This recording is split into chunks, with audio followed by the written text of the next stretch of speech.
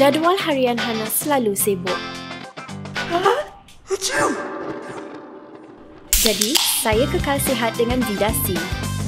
Dengan vitamin C yang cukup setiap hari, tiada apa pun yang boleh menghalangi saya. Minumlah Vida C, perlindungan sistem imun anda.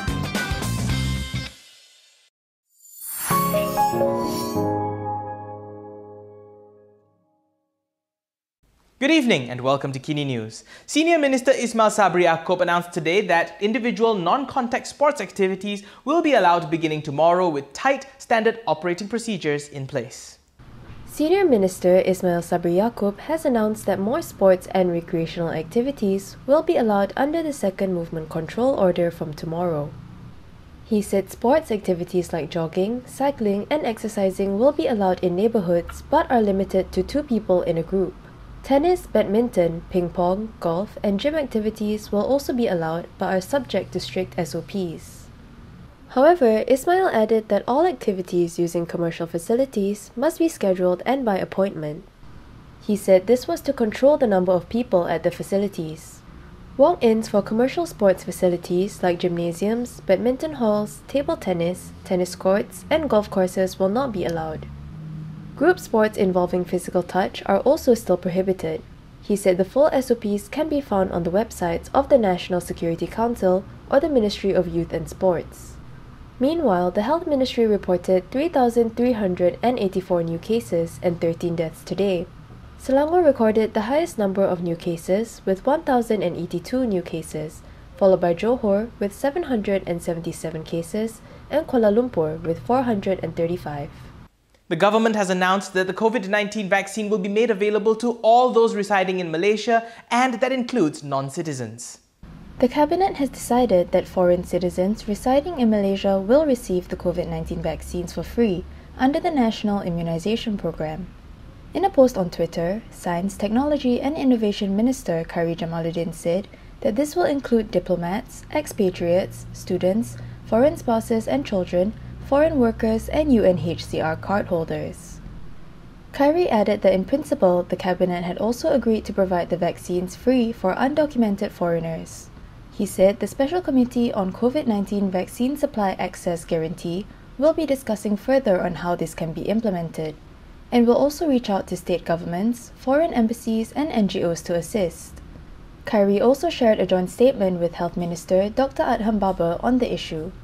They said the decision was made to give free vaccines to non-citizens after taking into account that herd immunity can only be achieved when they are given the vaccine at the same time as the Malaysian population.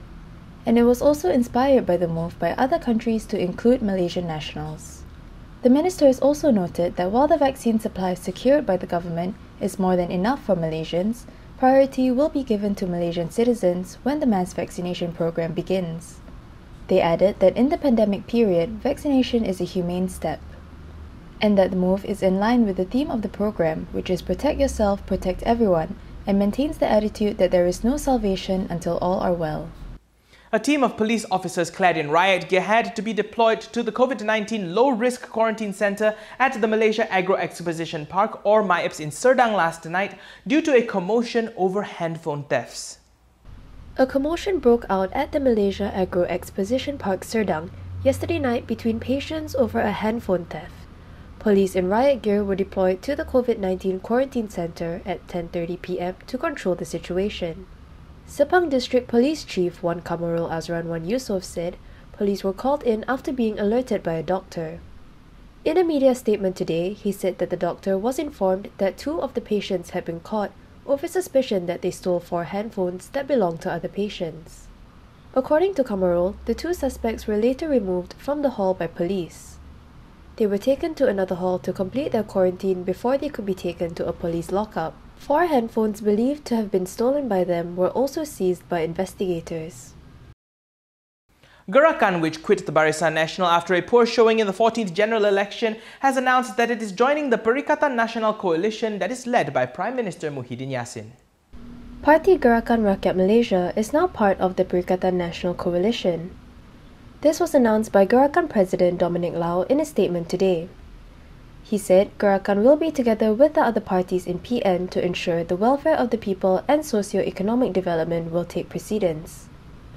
And they would work with PN to provide a people's government which prioritizes prosperity and moderation. Lau added that politicians also need to unite and prioritize the country over their own desires. He said he was confident that the new coalition will prioritize unity and understanding. Prime Minister Muhyiddin Yassin, who leads the Perikatan National Coalition, also confirmed the matter. In a Facebook post, Muhyiddin said that he had handed over the letter of acceptance for the entry of Gurakan as a member party of the PN to Lau, and that their entry had been unanimously approved by the PN Supreme Council. He added that he believes the move will strengthen PN as a coalition of political parties representing the multiracial and regional communities in Malaysia. Gurakan was initially formed as a multiracial opposition party in the 1960s, but defected to join the Barisan Nasional Coalition. The party quit the Barisan Nasional Coalition in the aftermath of a poor showing in GE14. It failed to win any seats in the last general election. Amno Supreme Council member Razlan Rafi has accused a Bersatu leader of, quote, threatening Amno at a time when the party needed Amno's support. Amno Supreme Council member Razlan Rafi has reminded Bersatu leaders that Muhyiddin Yassin is the Prime Minister today because of Amno's goodwill. He said this in response to Bersatu leader Muhammad Faiz Naaman, who had urged the Registrar of Societies to investigate a claim made in court yesterday that Amno has a secret unaudited bank account in violation of the Societies Act.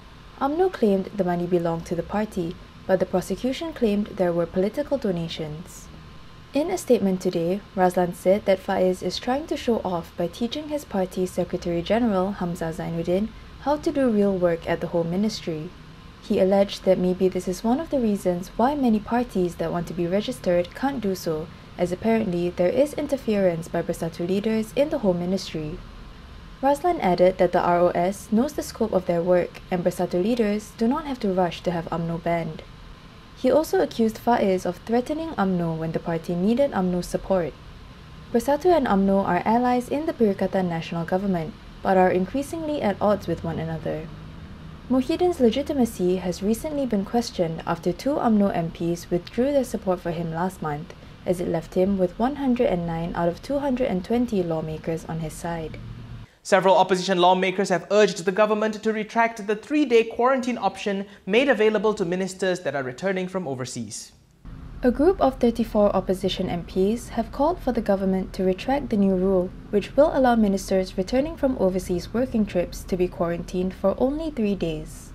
In a joint statement, the MPs also called on the Cabinet to hold immediate detailed discussions on the quarantine issue for Malaysians returning from abroad and make a fair, equitable decision. They said the decision for everyone should be based on scientific data, and that ministers should set an example by following the standard operating procedures which are being enforced strictly on accused violators. They added that ministers should not be the cause of new clusters. Among the signatories of the statement were Warisan Deputy President Daryl Ley King, Muda co-founder Syed Saddiq Syed Abdul Rahman, DAP Deputy Secretary General Teresa Kwok, Amanah Deputy President Salahuddin Ayub, and Sabah PKR Chief Christina Liu. Earlier this week, Health Minister Dr. Adham Baba issued an order allowing him to relax the quarantine period for ministers returning from abroad to 3 days instead of 10. The Health Minister clarified that only cabinet ministers who travel in a bubble itinerary will be able to undergo the 3-day quarantine. Adham later added that this may eventually be extended to business travellers and the public. He said foreign dignitaries and business persons will also be subject to stringent itineraries if they are to be allowed the relaxed quarantine. And that's a wrap for Kini News this evening. For more stories, go to KiniTV.com. Don't forget, we also post the latest headlines to our social media on YouTube, Twitter, Facebook and Instagram. So follow us there to get the latest news updates as well. Don't forget your mask if you're going out, and if you can, try to stay home this weekend. From all of us here at KiniTV and Malaysia Kini, we would like to wish you Gong Hei Fat Choi, Happy Chinese New Year. I'm Daniel Anthony. Thank you for watching, and as always, stay safe, Malaysia.